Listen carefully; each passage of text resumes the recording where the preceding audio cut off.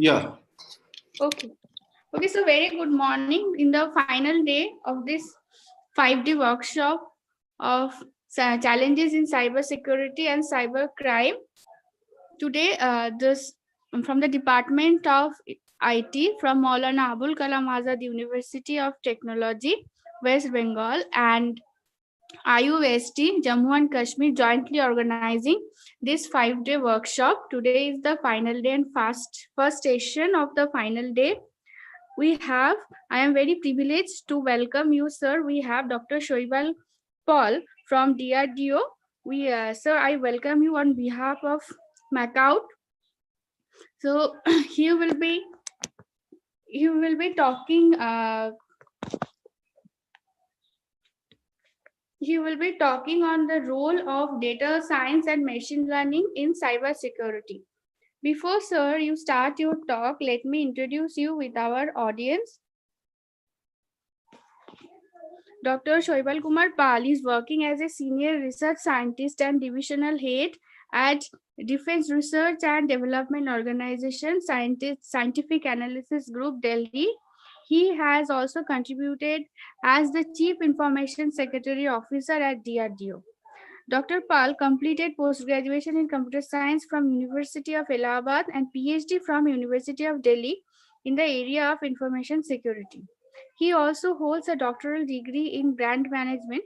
Dr. Paul has authored 2 books on electronic governance and has more than 250 research publications in peer-reviewed journals and international conference proceedings.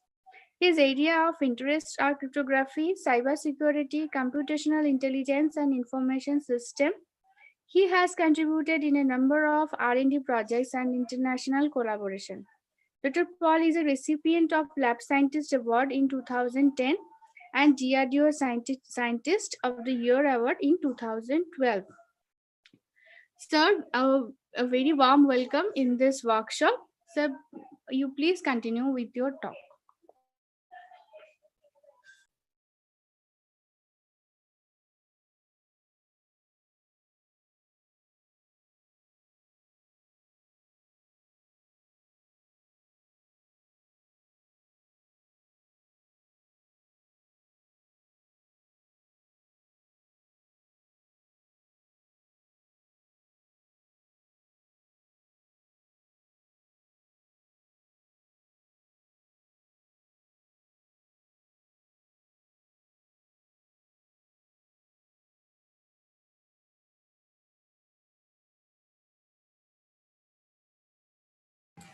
Sir, your voice is not audible, sir.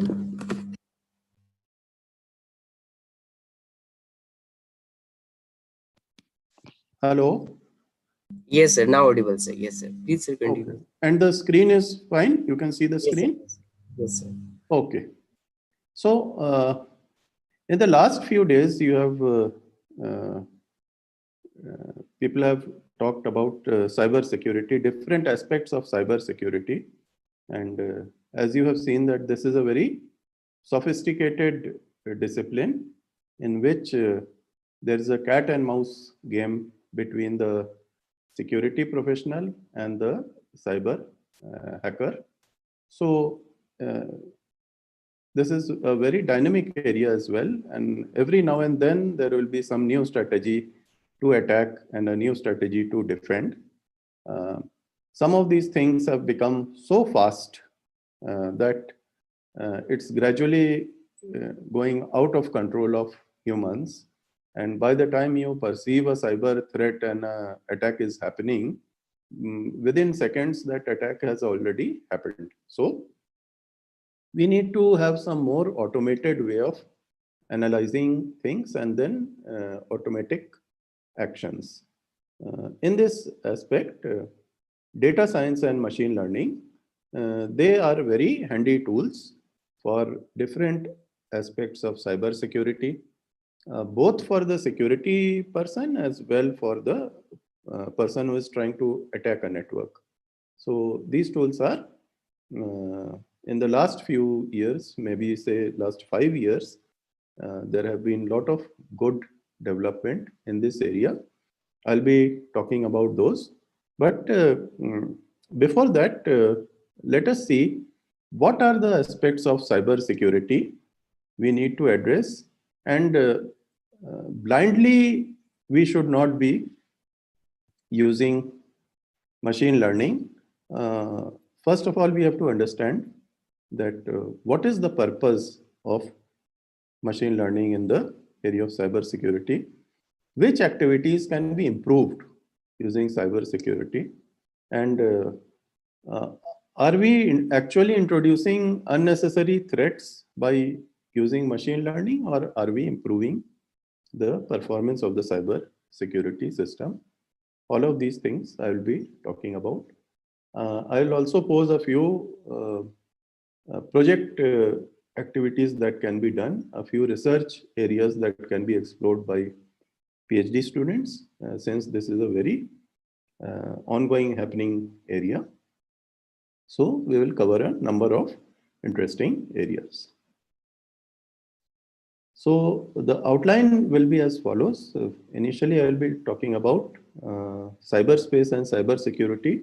What exact things do we need to secure? That should be very clear first.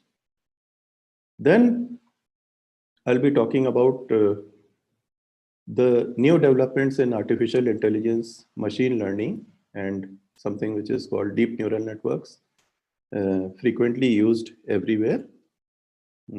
Then we will see a few recent cyber attacks. What sort of things have been exploited? And then finally, where can machine learning be used? I will also take 2 or 3 case studies if time permits. One is related to phishing attacks that almost all of us very frequently encounter. Can AI help humans to avoid such attacks?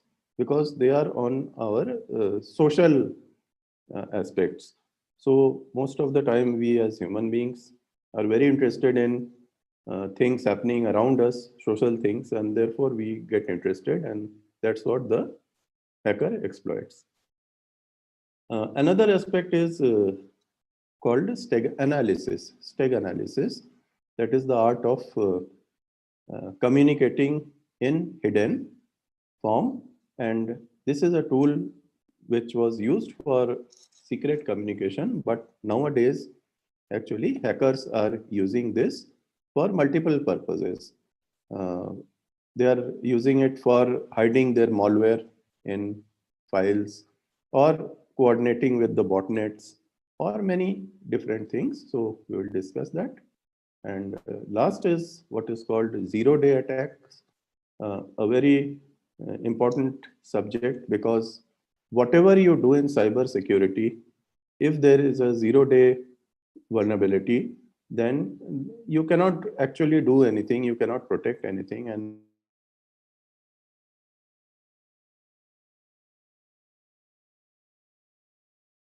and blocking them. And lately, in the last 2 years, we have seen that artificial intelligence has played a very important role in mitigating zero-day attacks. So we will also talk about that. So now let's come to cyberspace and cyber security and find out what exactly are the causes of cyber threats and what do we need to protect. So the virtual space, which is created by interconnected computers and networks. This is our digital space, a virtual space in which we are all now participating.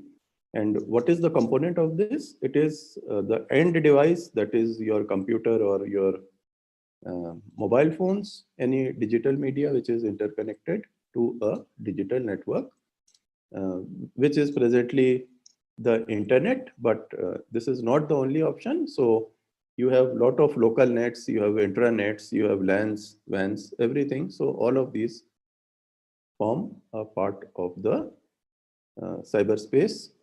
One good thing is cyberspace is unbounded by distance and it has no physical limitations. So I am sitting in Delhi and people are sitting in West Bengal and Kashmir, and somebody can attend from out of the country as well, if permitted. So that physical limitation is not there. It gives you a lot of flexibility, but then it also raises risks. What are the risks? So unlike the physical boundaries of a country, a cyber attacker sitting at any place in the world can launch an attack. So that is the problem.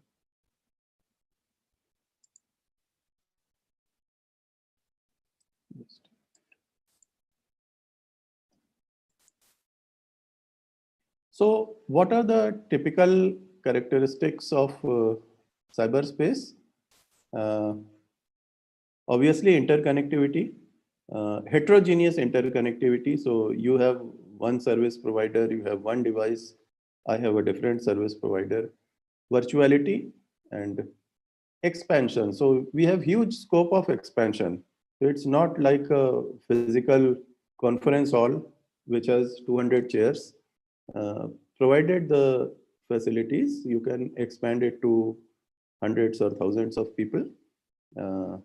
Ambiguity and then reduced sensation. Obviously, unlike the physical space, we are just sitting in front of the digital devices and trying to attend these lectures. There is a reduced sensation. There is a flexibility of identity. So anybody can, if you get the link, you click on the link and then anybody else comes and sits there. So your identity is not established in the, unlike the physical world. Equalized status. Everybody in the cyberspace has an equal status. Everybody has the right to do anything which anybody else does. Recordability is, as in this conference, things are being recorded. So you also have the right of recording, and therefore, whatever you discuss, unlike a physical space where you can discuss something and then go away, here everything is noted down and recorded in the digital form. And unlike the physical space, there is media disruption. It can be due to a natural phenomena. So now if there is a storm and a power cut, something what is happening in the south of the country, cyclonic storm is there, all the electricity power lines have gone down. So they won't be able to hold this meeting unless there is some power backup. However, so this media disruption can be due to a natural phenomena. Let us remember that this media disruption can be enforced by a cyber attacker as well. So by means of different ways, by means of disturbing your software or the operating system, or by means of denial of service, DOS attacks, there are a lot of ways to ensure such media disruption, which can play actually havoc if the applications are critical. So I'll be also discussing about some applications that are very critical, and then how do we protect them in the cyberspace.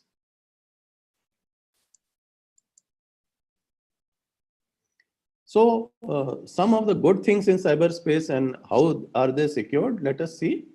So as you can see in the screen, here you can instantly connect to people who are living in different parts of the world. You can host some meetings, like this is something like a WhatsApp meeting happening here in the left part of the screen. As you can see, 4 people from 4 different places have joined. And apart from the infrastructure, apart from the IT infrastructure and the communication infrastructure, as you can see here, that this entire communication is protected by what is called E2EE, or end-to-end encryption, a protocol which is used to, and which is ensuring that only those who are actual members of this group or of this meeting can attend this meeting, can share their opinion. However, anybody from outside should not be able to join. So this end-to-end encryption We will also see some details later that it helps in ensuring that sort of security in the cyberspace. The right side of the screen, as you can see here, since the lockdown, all our social activities have been disrupted. And so people have devised new ways of connecting. You can see that this is a music concert which is happening. And as a record, people from 80 different countries participated in this live real time and created music. And how does such a meeting take place in the cyberspace? It has to be, infrastructure has to be there, communication links should work, otherwise in between you will be disrupted. But more than this, ensuring that the right people can join and others outside should not be able to join.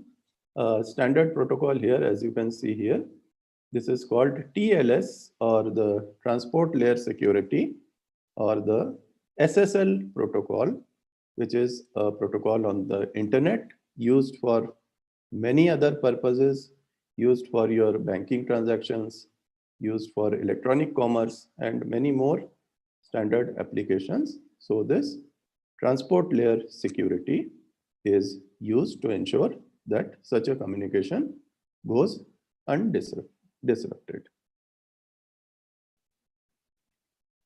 Also, the power of cyberspace during our lockdown period and many things. The top part of the screen you can see is it has enabled online education. So as you know that for the last almost 6 to 8 months, the entire education system is physically down, but then immediately people could understand that this should not continue for long, and therefore you can have online education on your mobile phone or on your laptops, which is taking place. Again, the SSL or TLS is used here. More social events like virtual nikah taking place here, and now people realize that you cannot travel, you cannot call many of the guests, and therefore it makes sense to have interactions or even weddings or any functions like this online. But then such things should be protected. The information should be protected. The communication should not be disrupted. And therefore, again, standard communication protocols, which also have a component of cyber security and cryptography, these things are ensured, and so that such an event can continue without any breaks. So now, let us look at the layers of cyberspace that we need to protect. The most basic layer, as you can see here, the innermost circle, is the hardware. The entire IT infrastructure, your laptop, your mic, your camera, all the communication devices, the routers, the switches, even the towers through which you are able to communicate, the mobile phone towers, the embedded processors, all these hardware things are part of the cyberspace. So the first thing we need to protect is the hardware component of the cyberspace. You can imagine that if today the towers, the cell phone towers stop working, then your whatever security you enable won't allow you to participate in this communication. So above the hardware part is the software and the data component of the cyberspace. What sort of software? You can see here that the operating system or the browser or the antivirus or the mobile apps, along with the data which is stored in your hard drive or cloud or memory. These are all parts of the software and data components of the cyberspace. So again, a very important critical component of the cyberspace For example, a lot of cyber attackers exploit the operating system. And you know that, for example, the Windows operating system is very prone to cyber attacks because uh, it's a commercial operating system. And obviously, with new versions, all the bugs are not uh, checked and corrected, and therefore people can develop new malware which can exploit these components of the operating systems or browsers. Therefore, it's important to protect the software component of the cyberspace. The final layer you can see here is the cognitive component of cyberspace, a very important component which is not there in physical space, is the user, the virtual user who is participating. And the cognitive users of the cyberspace can be a actual user who needs to participate. He or she can also be a hacker or a criminal or a terrorist who can also participate. And similarly, as I told you earlier, that in the cyberspace, everybody has equal right. So when I connect to the cyberspace or a meeting, whether I am a genuine user or a hacker, it's not known immediately. And then gradually by the actions, things start to get clear. So now talking about cybersecurity, as we saw that we need to protect and manage three things, three categories. The first is technology, the technology, hardware, software, communication devices, and media. All of these have to be protected. Processes, the software processes, the operating system, the web browser, and all the processes that is happening across the network need to be protected. Finally, the people also need to be protected because the genuine users are only targeted by means of social engineering and other attacks. And therefore, as an individual, you may not be able to protect yourself in the cyberspace. And therefore, technologies like artificial intelligence really help people to get an opinion before clicking any links or doing anything. They should be warned about the consequences.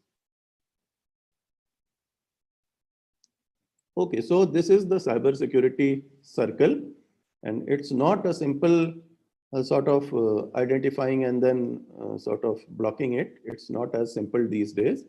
So the first thing is obviously identifying and then trying to protect using different technologies. I will come to this. But even if you protect, there may be cyber attacks. Therefore, you have to detect using technologies. Once you detect, you need to respond, issue some incident responses, some warnings, some alarms, and then you have to recover to your original state because cyber criminals may try to disrupt your things, try to delete, try to encrypt using ransomwares. There are many things that they can do that we will discuss later. So out of all these things, let us start one by one and let us talk about protection. So out of these protections, threat prevention, access control, and data security. Access control technology is very important because until and unless the hacker gets access to your application, there is not a very big chance of him to attack other than trying something like denial of service. So access control today is taken care by technologies like multi authentication control, multiple ways of doing this. Biometric technology is also used. And then once you use multi-factor authentication, you are fairly secure unless there is a human error. And therefore, the next component is data security. And whatever data is in your laptop or computer or university server or organizational cloud, all of these need to be protected.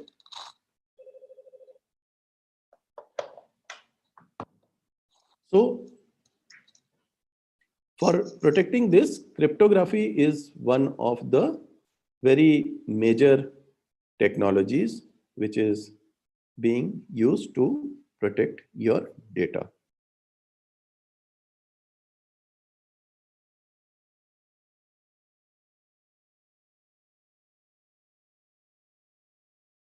Strong cryptographic solutions, as I told. So when I discussed about, when I talked about the end-to-end encryption protocol or the transport layer security protocol, all of these you may be knowing that they are using strong standard symmetric and asymmetric cryptography for protection of the communication. The data which is traveling on the network or the data which is at rest on your servers or clouds. So now the question is, if cryptography is so strong and unbreakable, why do we very often see that the government and businesses are hacked? So cryptography, we should remember that cryptography is not the only solution. What happens if a hacker gets access to your server? So he can behave as a normal user. He can read your information. He can delete your information. There are many things he can do. So cryptography is not the only solution. What we fail to recognize that there are many other things that are important. So other than this, most of you are taking care of the standard cybersecurity practices like the firewall or intrusion detection system, intrusion prevention system, the antivirus, the policy enforcement, and all of these might have been covered in your previous lectures. So these things are fairly a standard mechanism of protecting your cyberspace. But the hacker today is very intelligent and he or she will look into those aspects which are not covered here, which are not taken care by standard security practices.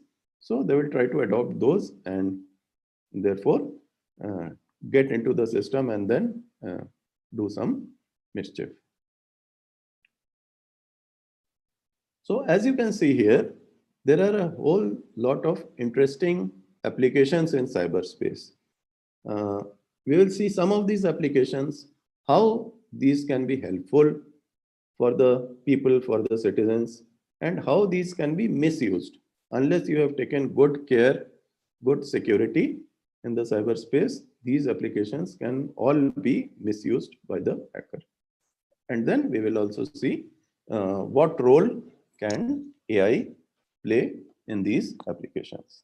So as you can see here, the very obvious one of the applications is the railway ticket booking. Most of us do this over a website of the IRCTC, and again this is protected by a standard protocol which is called the TLS or SSL that ensures that your information, whether your particular details of booking or your financial credit card information is protected. However, you can see here that this is the original website, but on the right you can see that people have created another website and they are actually, you must have realized that sometimes during this Tatkal bookings, which is taking place only for 1 or 2 hours, there is heavy rush and you always aim to get a ticket booked on a particular day. However, there are quite often we are unable to book tickets. So here you find that somebody has exploited the entire application, IRCTC application, and this website actually promises Tatkal booking with 100% guarantee, which is obviously not possible using the proper mechanism. And therefore, this fellow can get access to the IRCTC server. He can manipulate the reservations, the tickets and other things. And this also, I think last year it came in the news, and then a set of people, a set of actually graduates, BTech students from a very recognized institute, they were doing these things and just for the sake of fun and profit, and therefore they were booked for something which is illegal. So these type of applications are there for the helping the citizens, as well as then you have to be careful as well. As we know, there are a lot of applications in the cyber which are related to finance, banking and e-commerce. Now every now and then we are doing it with the sort of trust that these websites are the correct websites. And then there are some good applications in the health sector, the education, as you saw, then the electronic governance, how the government takes care of its citizens. More critical applications you will find in the military or national security or privacy of citizens. So in the financial sector, online banking is one simple example. Then slightly more sophisticated things is online money transfer. So you have to be very careful that how much of money you are transferring and to whom you are transferring. Again, in the cybersecurity domain, 2 or 3 things are very important here.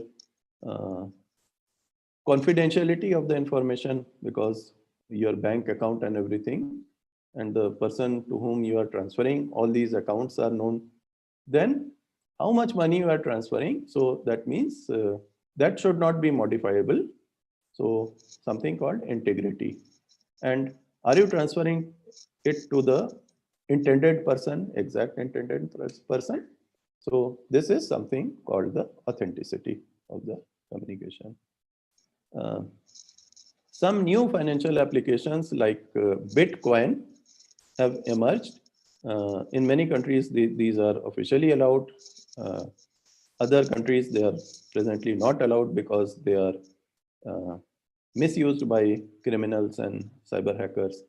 But the power of financial transactions on the internet, something like Bitcoin mining and other things, has enabled a lot of generation of profits. As you can see here, if you can do it legally, then for 1 Bitcoin, which is something like $1 or 1 rupee, is today equivalent to these many lakhs of Indian rupees. And these are just some computations and manipulations on the internet, nothing in the physical world. So again, last year you came to know that huge amount of Bitcoin were lost in the cyberspace, and cyber criminals were able to route these Bitcoins to the unknown destinations for carrying out cyber crimes. So this sort of applications are also there in cyberspace. Those dealing with such applications need to be very careful. Coming to more serious applications, and then you will find the requirement of actual cyber security. So health applications, This is an application I'm showing. This is related to a cyber surgery. So what is something unusual here is that on the left you can see surgeons sitting in front of the computers and equipments, and the right side you can see a patient being operated.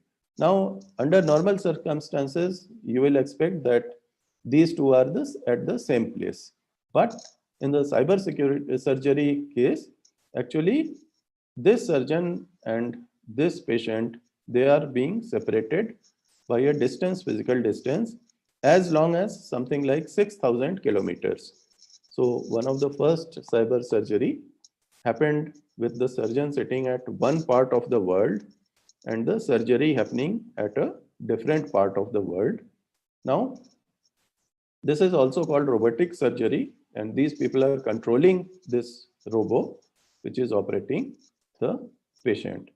So as you can see that such critical applications in the cyberspace require many new things to be done. One step ahead, you can see this slide in which a 5G based remote surgery has been performed on the human brain. Imagine a surgeon sitting 3,000 kilometers away from the patient who is being operated on the human brain. A cut of 1 millimeter extra or incorrect cut of 1 millimeter in the human brain can create havoc and take his life. So, such is the precision required to perform such surgery in the cyberspace. And let us see what are the requirements. As IT professionals or information security professionals, what do we need to ensure? The first thing is the communication links need to be available. When I say available, it means 100% available with redundancy, with the quality as expected. There should be no delays of milliseconds, and therefore you also need to provide redundant lines. You can imagine what will happen if the power line, either at the surgeon side or the patient side, is switched off. Power goes off. Then maybe within 5 or 10 minutes, it will create havoc. Next is the control codes that the surgeons are using, and it should reach properly at the patient side, patient's robotic equipment, and therefore confidentiality, privacy, authenticity, and integrity of data has to be ensured, 100% guaranteed. And these are not normally done using cryptographic technologies. Now coming to same application, and let us see what are the cyber attacks that can take place. Okay, you may be using the best of cryptography, but as I told that if the cyber attackers can perform a denial of service, if the surgeon's control code does not reach the patient's equipment using a denial of service attack, then he can disrupt the surgery and the patient will die. Then remote hijacking. So there is a chance that I take control of the surgeon on the cyberspace. Okay. So this is remote hijacking, and then I can falsely damage the patient. Another thing is the man in the middle attack, as you know, or impersonation. The last important attack is just watching this data, observing this data, collecting this data of the patient, of the doctor, and since this data is medical related, health related, there is a privacy angle to this data in which the cyber criminals can exploit later. these are the security requirements in the cyberspace for such serious applications. Another new application, as you know, that both in India and other places, other countries where the population is heavy, we have a problem of justice. So the courts are all filled up with cases, and you must have heard that any case dispute was resolved in 10 years or 5 years. So what can we do? How can we help the citizens in this regard?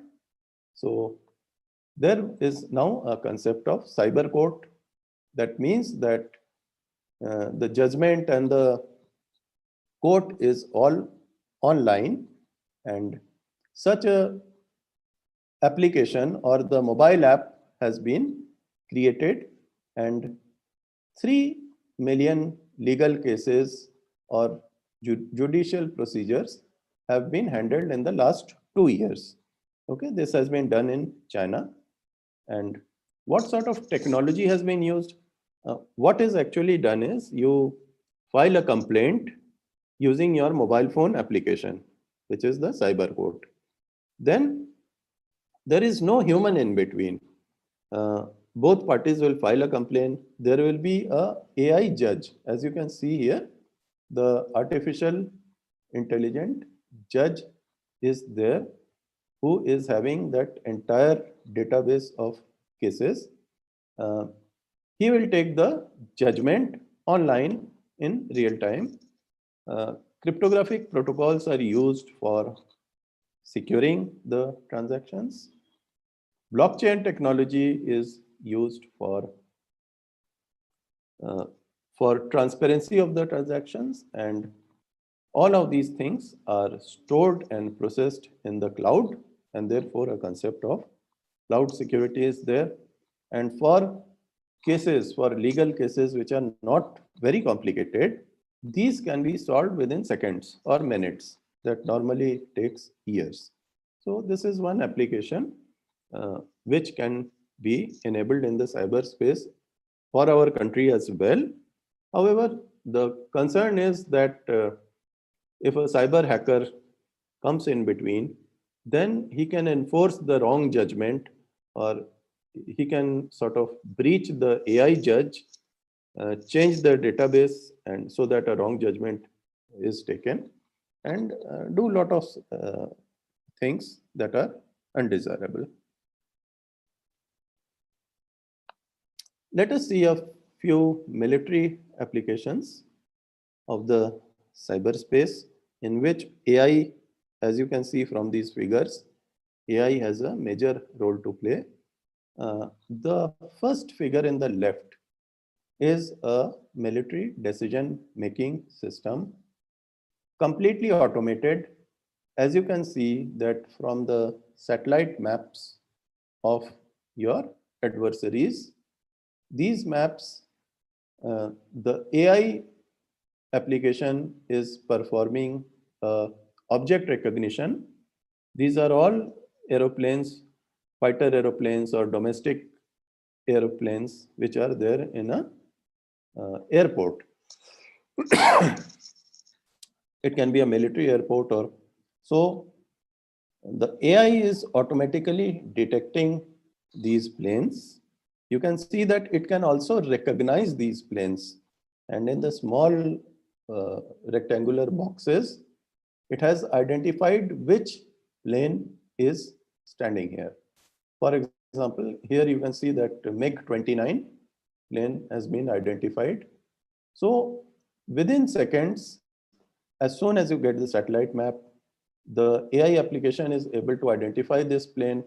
It can find out how much distance this plane is from your city, from your country, what sort of weapon load can it use, and what is the potential of attack.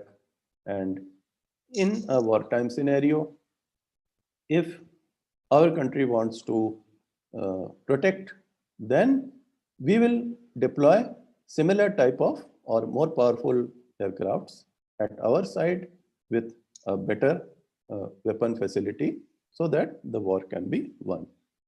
So this is one good applications of the, and these all things are, the military intelligence system is all cyber enabled. Similarly, you can see that these are military equipments. Initially, big tanks are used, but here you can see that there is no human being, and therefore it is, as you can realize, that this is all AI controlled. Artificial intelligence is used to detect the target, whether it can be a vehicle or it can be a human. And then you can see these weapons. Different weapons are there for different targets. Once it is able to recognize the target, then accordingly it will use a different gun to shoot down that target. Everything is automatic, controlled by the cyber protocols, and from a central server, which is, maybe it can be hundreds and thousands of miles away from this equipment. And this also will cause lesser destruction of life of our soldiers. Same thing with the missiles. The ground to missile communication, which is takes place via satellites, again on the cyberspace, and therefore this needs to be protected. For hard areas where there is a risk of a person or of a soldier going and fighting, maybe due to a landmine or due to a very difficult terrain, you can see here the robotic equipments are used instead of soldiers. These equipment can, robots can walk like humans, they can work like humans, they can shoot down people and move and like simple humans or animals. All AI controlled using a server and communication protocols. Coming to a few serious, another application is what is called the cyber physical systems. Those infrastructure of a country, for example, the electrical grid or the dams or the gas pipelines, all of these are now cyber controlled to sort of improve, optimize the resources. Okay. In many states of our country, we see that there is a power shortage problem. So what is the technical solution? Smart grid. A lot of people are now working on smart grids, smart cities, smart homes. So it will be provided the amount of power, electricity that you require. And this requirement is assessed by computational technology, minute to minute, hour to hour. How much of electricity do you require? It will be provided, because there is loss of electricity. If you unnecessarily transmit electricity, there will be a loss. So how to optimize this? Again, cyber enabled, but then here is a risk that a hacker can sort of disrupt this thing and create havoc. You must have heard of many cases in which the power grid failure was there. And if this happens in a very cold country like France or Canada in the winters, when it is sub-freezing, you can imagine what will happen. Similarly, the gas pipelines across the deserts, these are all sensor controlled and cyber controlled. How much of gas or how much of petrol flows through these pipelines are controlled, and again through a server and a cyber communication link. If not properly protected, then cyber criminals can take control and destroy the control mechanism and create havoc. And as you can see here, that there has been a cyber attack on the gas pipeline which was placed in Turkey. So cyber attackers could get control, and they could actually create a fire unnecessarily, and they did a lot of loss to this country. And one or two of the most serious cyber-enabled applications is our nuclear plants, mainly used for power generation, but also used for military purposes. So these are all cyber enabled to have better control. The negative thing is that hackers are targeting all these, and as you can see here that not only in India, but the nuclear plants in Japan, the nuclear plants in US in the last 2-3 years, you must have read the news that these have been breached by cyber attackers. You can also see in this slide that one of our nuclear plants, which is placed in the south part of our country, was infected by malware. So then very quickly it was controlled. Otherwise, it could have played havoc with a lot of lives of people. So now, as we saw that we need to protect our critical infrastructure.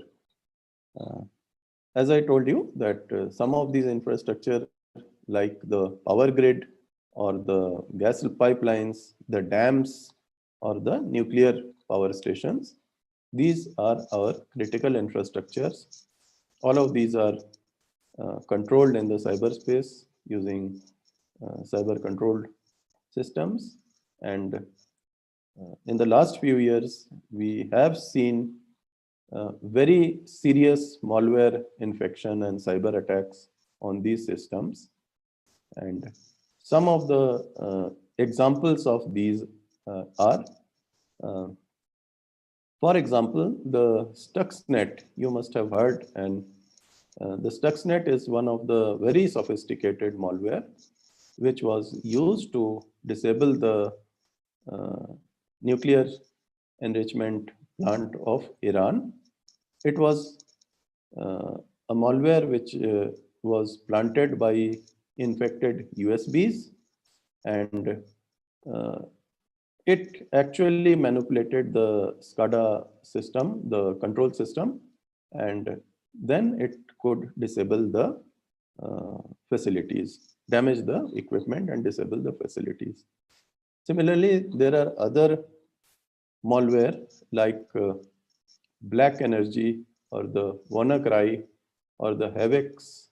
All of these were used to disable the cyber physical systems either by means of USBs or by means of phishing attacks or by social engineering attacks. Some of these attacks we will see later. How can we insert Trojans, or how can we insert a keylogger or use a buffer overflow attack? All of these things have to be seen and the system has to be protected. So there are such a wide threat surface of attack that a human sitting at the control station is unable to perceive that such an attack is taking place. So the role of artificial intelligence comes in between, which is able to assist humans and quickly take decisions. Now, let us see that some of the applications, we have talked about cyber physical applications.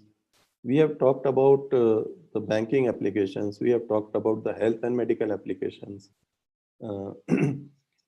Let us see that when we have personal communication, maybe on your mobile phone or on your social media platforms like WhatsApp, there is always a chance. Do not forget that anything you do in the cyberspace is not 100% guaranteed. When we say end-to-end encryption is there in the WhatsApp protocol, okay, technologically it's there, but such things can be exploited. You have very well seen in the newspaper how WhatsApp chat have been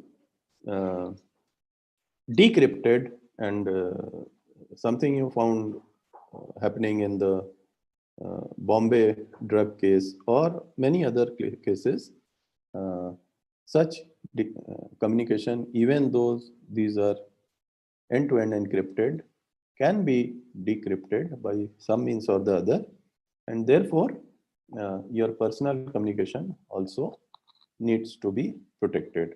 So the question is, is someone listening to your communication or watching your communication?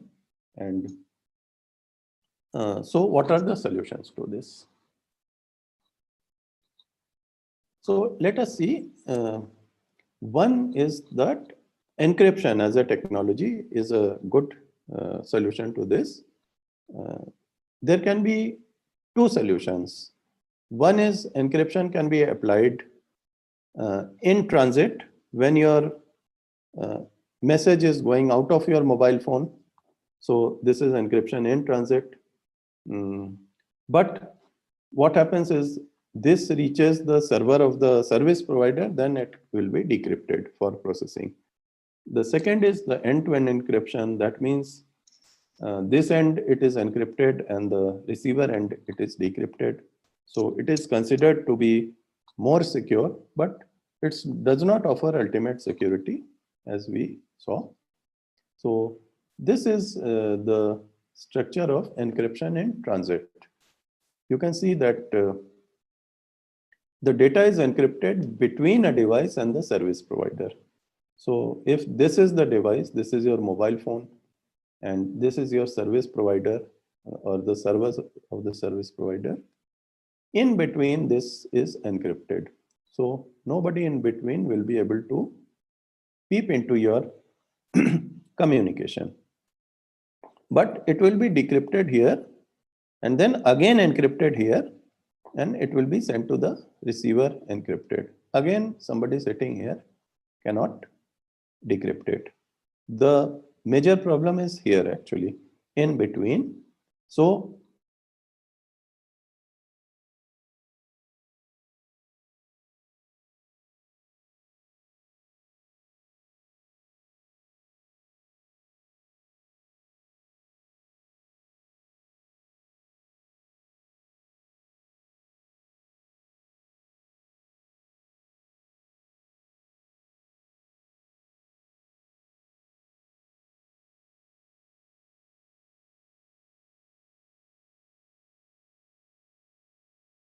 see your communication.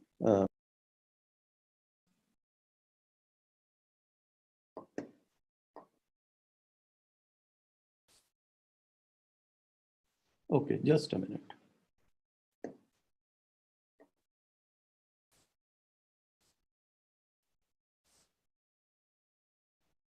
Yeah. So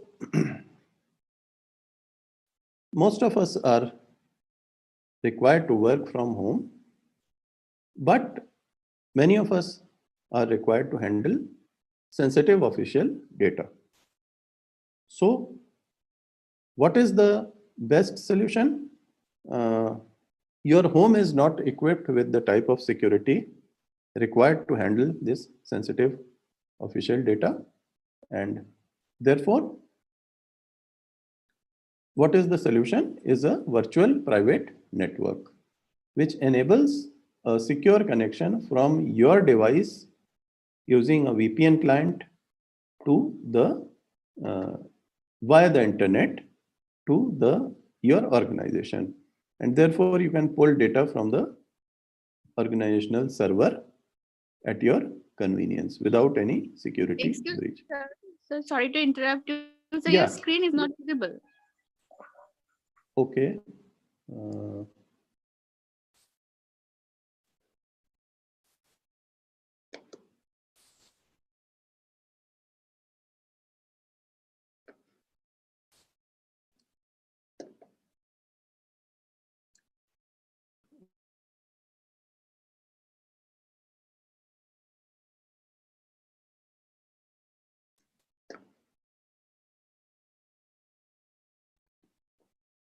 Is it visible now? Yes, sir. Okay.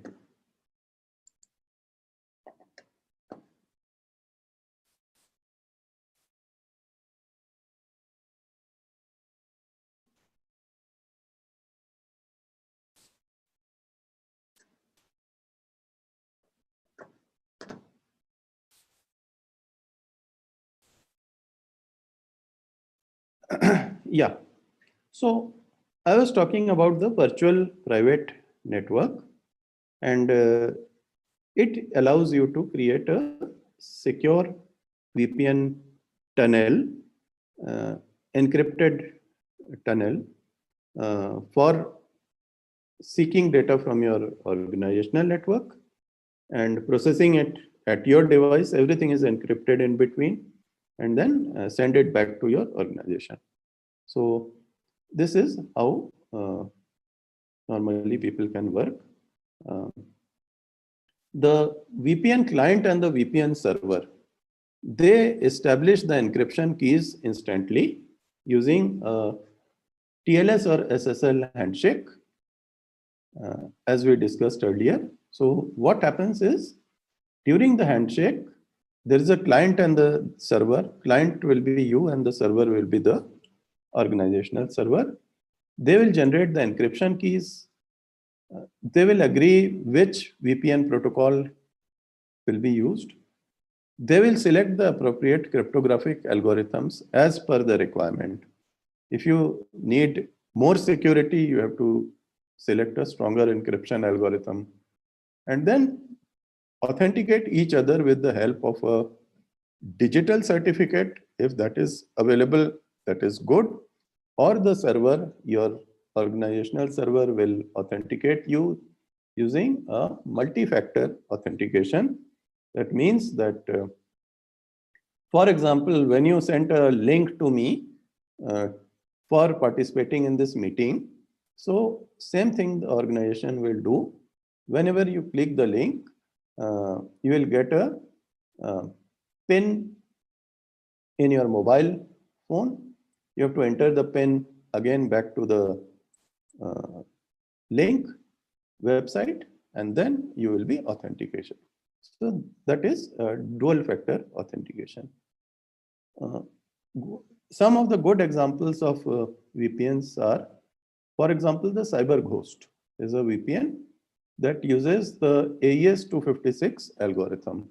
Very strong algorithm, and therefore it will ensure protection of your data while you are communicating. There lies one risk still, even with the best of. What happens if a hacker is able to penetrate the your organizational server? If the server or the database of the organization is hacked, then all these will go waste. So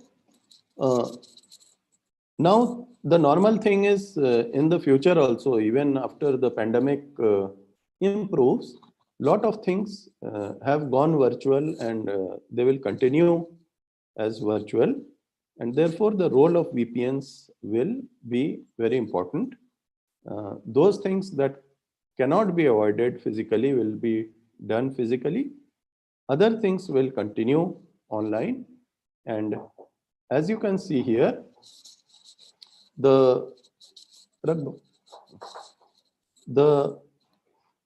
VPNs will be equipped with strong ciphers like AES or Two-Fish or Camellia. You must have heard about these encryption algorithms. The length of the secret key of encryption has to be 128-bit or more. Those working in the area of cryptography, they understand that by 128-bit key, I mean that for an attacker, he has to try 2 to the power 128 options for exhaustive trials. And this can be done in not a very short time. If there is the encryption algorithm is strong, then it will take thousands of years to do this. Therefore, this won't be practical. Then the key which is being exchanged As you also know that when you start a WhatsApp session, uh, immediately a pair of key is being generated. And therefore, these keys are exchanged using some standard protocols like Diffie-Hellman or the elliptic curve Diffie-Hellman or the RSA algorithm 2048 length of the key. Some of the protocols used in the VPN are OpenVPN or the Soft Ether or the IKEv2, very well-known algorithms. Authentication of the user or of is done by hash functions like or HMAC like SHA-2 256 bits. It also has a facility of forward security or perfect forward security, a very important aspect that takes care that it will be protected from cyber hackers. As I told that this communication is protected in transit during the communication using strong encryption technologies. But what happens if a cyber hacker gets access to the server, the company server, or if he is able to sit and collect your communication for days and years, then he can get some idea of what is going on. So as a solution, the perfect forward secrecy is an important technology. What does this mean? How does it help? The perfect forward secrecy means that the encryption system will automatically generate and change the keys it is using for encryption and decryption. Now, what is the advantage? If any key is compromised, if the hacker has been able to penetrate the server and he has got the key, then he can decrypt everything. So even if he is able to get the key, it exposes only a small portion of the session, okay, or a small portion of the user data.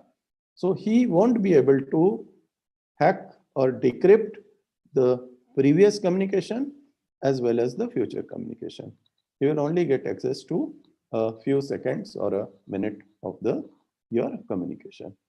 That's how forward or perfect forward secrecy protects your information. Now let's come to like secure communication on your organizational server. We are also participating in the video conferencing sessions. After the pandemic, a lot of things are using Zoom or video conferencing like Google and Zoom and all those things. And therefore, take the case of Zoom. Let us discuss what security it provides in the cyberspace. Can a hacker penetrate this meeting what we are having?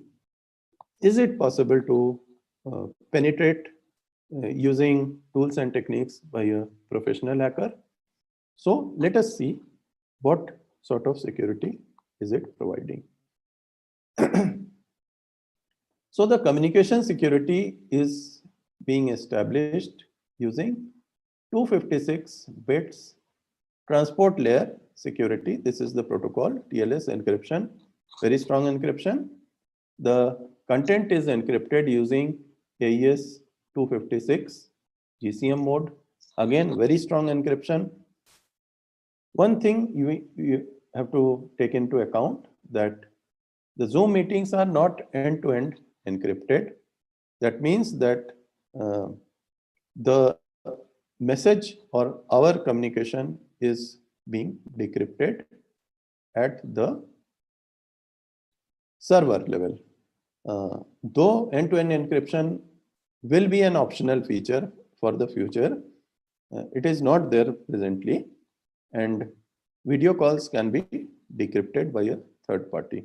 So for critical applications, as I told you that for a critical cyber surgery or all these things, end-to-end encryption should be mandatory. And another thing, as you can find here, is the Zoom software. The software, the servers, all of these are in the foreign countries, beyond our control. Meetings and screens are recorded, and obviously they can be decrypted by the service provider. Again, you must have found that more than 500,000 accounts were hacked, and these data was sold on the dark web. So for the most critical applications as well, we need to see that where is the lack in security, and how do we address, can humans do this? Are we unable to do this due to lack of automation? The wide variety of attacks, how do we expect a single or a group of humans to just analyze data full time 24/7 and then suggest something immediately? This is not possible, and therefore the role of AI comes in between. We will see a few such cases. Before moving to that, just let us finish this section with some aspects of cyber security for our financial transactions. So how do we carry out secure financial transactions without sharing the details with any third party? What is the best solution for this? And there are some protocols in the cyberspace, and one of these standard protocols is called the Secure Electronic Transaction, or the SET. That is used for all electronic commerce transactions. Whenever you pay using your credit card, you book a ticket using your credit card, you buy something on Amazon using your credit card, this is the protocol. This is the type of protocol which is followed. Very simple protocol. And how does security take place? So here you can see that there are only 3 entities. There is no middleman in between. You can find here that C is for the customer, S is for the merchant server. This is like the Amazon. And B is for the bank. So you will buy something from the merchant server and you will pay to the bank. But the important thing is, this merchant server should not know how you are paying. Your bank details should not be known to him. Otherwise, there is a possibility of misuse. The bank should not know what you have bought. Why should a bank know what are the items you have bought? What are the medicines I have bought? Why should a bank know? So, is there a protocol that enables this? The answer is yes. And the protocol is called Secure Electronic Transaction. There are 5 passes. First of all, obviously, the customer will tell the merchant server, if you want to buy something from Amazon, you have to click and tell that these are the things I want to buy. Then the server will respond back to the customer that, okay, fine, I am taking care of these products and these are available. Now, once these are available, the customer will add information, your banking information. Whenever you buy something, so your third screen is your banking information, your banking details, payment details. But at this point of time, you are not pushing this information to the bank. So this information is encrypted. When you are placing the order, you are also giving the bank details. The order is encrypted separately. The bank details is encrypted separately. So now, since this server is responsible for giving you the goods, it is also responsible for getting the money from the bank, your bank account to his bank account. So this takes place in the fourth and fifth protocol. So he will place a request to the bank that this customer has bought some items which you should not know. These items cost these many rupees. The details I do not know, and this is encrypted, and please take care. So the bank will get this information, and then using a digital certificate, he will verify the server, and when the payment is processed from the customer side, then it will transfer this amount to the server and send an acknowledgement. So this is the total protocol. This protocol has been verified, tested over years, and there have been security breaches here, but they have been rectified. And this is the notation. What I was telling you was the concept of a dual signature. That means the order information and the payment information, they are first hashed separately and then signed. That means these are encrypted by the customer.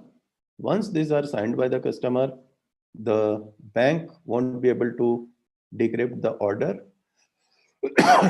and the server, the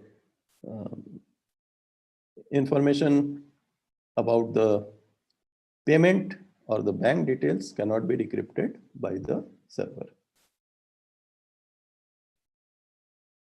So by this way, using the concept of a dual signature, we are ensuring that the merchant will not know any payment details. The bank will not know any order details. The order details are with the server of the merchant. He should protect it. The payment details are with the server of the bank, and the bank should protect it. And so if there is a breach in any of these, if there is a cyber breach, then you have the right to sue either the merchant. If the information about what you have bought is exposed, then the merchant is responsible. If any payment related information has been exposed, the bank is responsible, and therefore you can take legal action. So such clear and crisp protocols in the cyberspace actually ensure that we can have such critical applications to work with. Now, the last thing here is you want to share some personal information with your closest friends, what we do in the social media. So one bit of advice is that though these WhatsApp and Facebook chats are secured using end-to-end encryption, but why should you share everything of your personal information online? It still has some risks. And if you want to do this, if you want to create your own app, or if you want to do using WhatsApp, then what is the best solution is, as I told you, it's called the end-to-end encryption. How is this different from the previous protocol? As you can hear that if you are the sender with your mobile phone here, you encrypt the data at your mobile phone itself. And it goes through the service provider, for example, WhatsApp. As they claim that this goes encrypted, it won't be decrypted anywhere in between unless it reaches the genuine receiver or your friend. And therefore, such messages are end-to-end protected. So sometimes, maybe not in this lecture, sometimes when I take a more detailed talk on this area, I will try to explain that even end-to-end encryption is not foolproof, and there are some risks. And for a intelligent cyber attacker, he has ways and means to somehow manipulate and get into such communications. So my advice is not to share a very personal information on the social media or any other online platform. Okay, so this part of my talk, maybe what is the time now? It's 11:30. So maybe I will continue for 15 minutes more. And up till this part, what are the good projects or research problems that you can take? Some of the new things, research problems means you have to take some new things, some open problems, and you should be able to publish something new. Again, the master's and bachelor students can take up projects from these areas, which are very interesting. The first area is developing technical solutions for protecting smart homes and smart cities from cyber attacks. So what will be a smart city? Everything is automated. The street lights are automated. The traffic control, every now and then in most of the busy cities, we are having traffic jams, lot of vehicles. So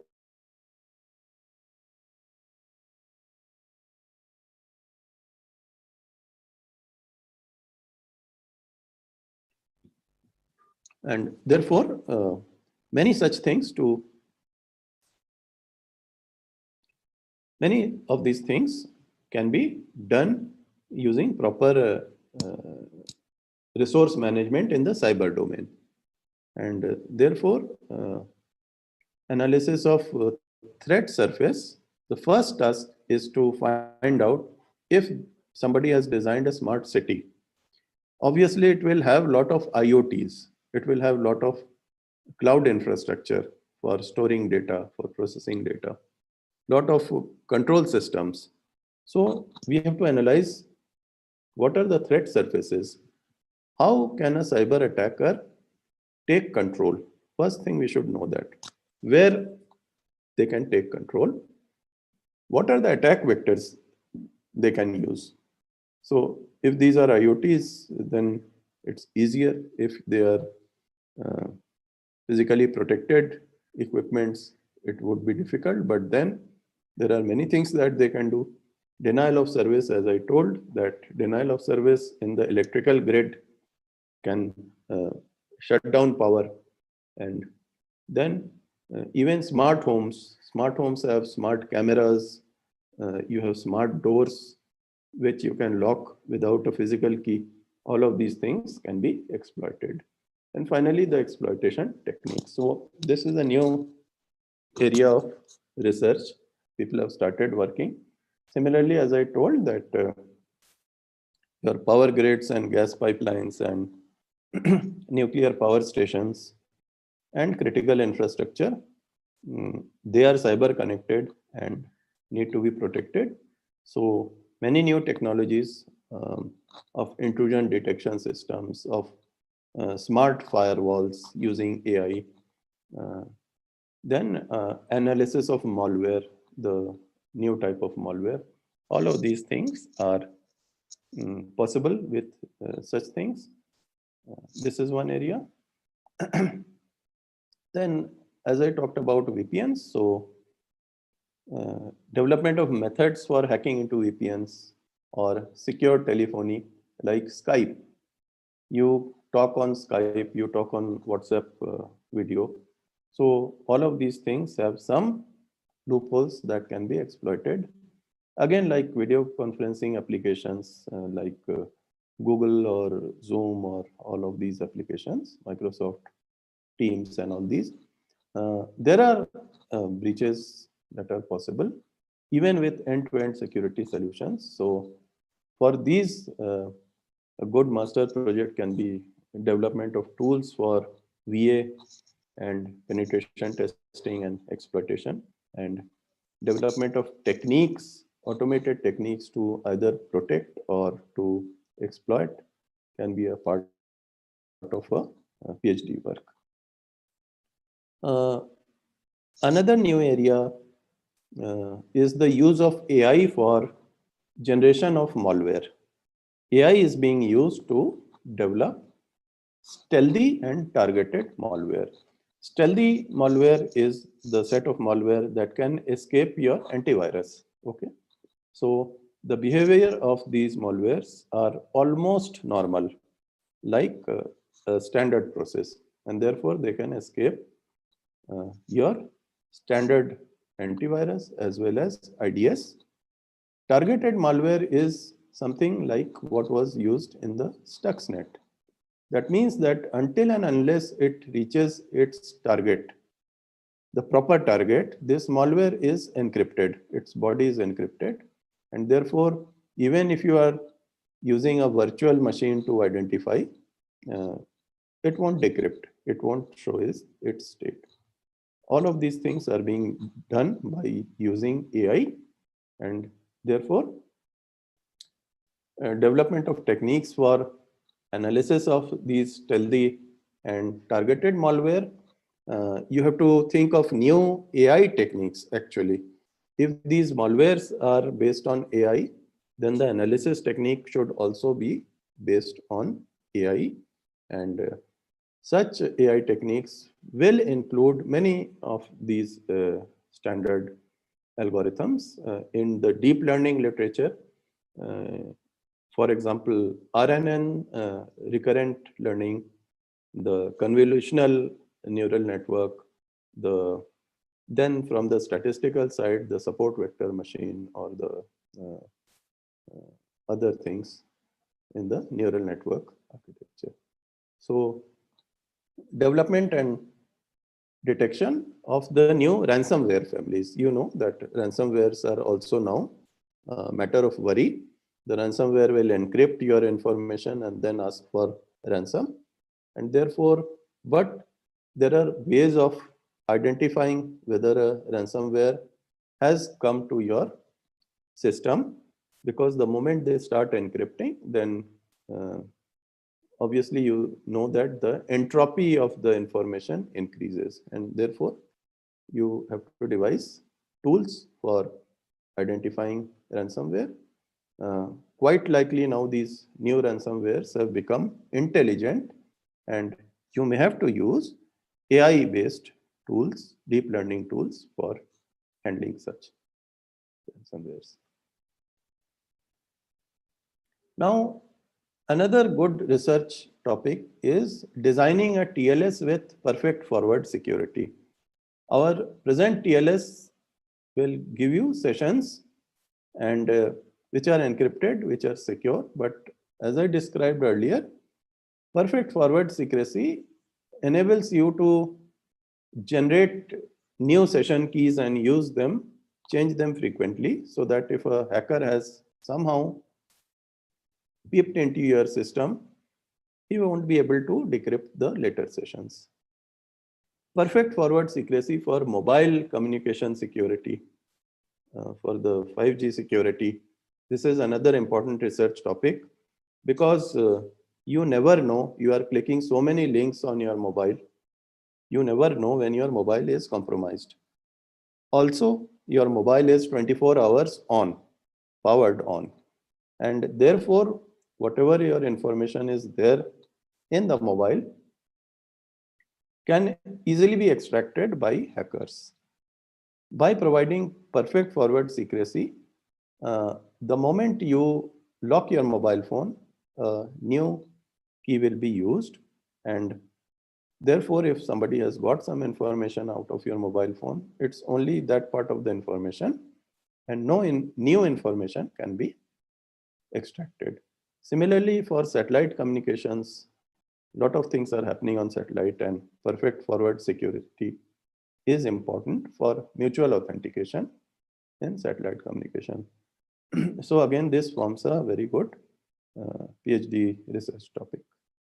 So what is time now? So I think I have done enough of talking, and I should stop here. Maybe in the questions, If you have some questions, then I'll be happy to answer. And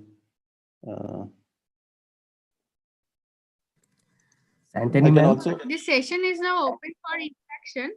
So Yeah. participants, if you have any questions, you can directly ask our respective speaker. You can also type your questions in the question answer session or in the chat box. yeah.